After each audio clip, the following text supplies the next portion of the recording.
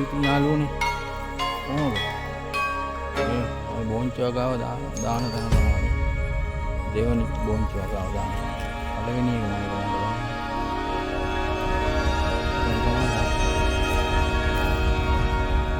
මේ අපේ බුලත් වගාව.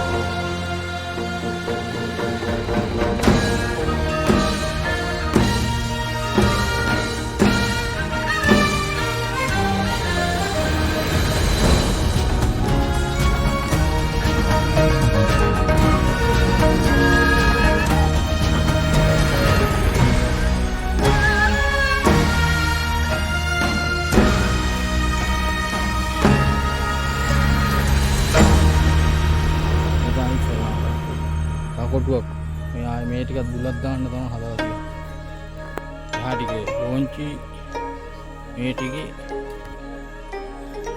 බුලත් මේ කලින් අර තිබිච්ච බුලත් වල මේ මැරිච්ච ඒවා අලුතෙන් දාන්න තමයි මේ හදලා.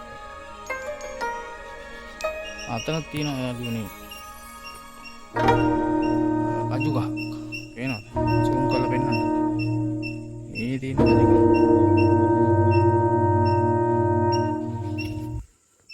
මෙතනත් මේ බුලත් වලට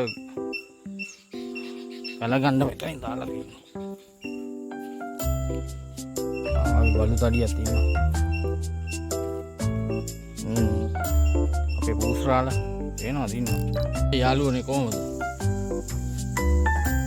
මේ තමයි මම බෝංචි වගාව දාන්න හෙට තමයි පටන් ගන්න.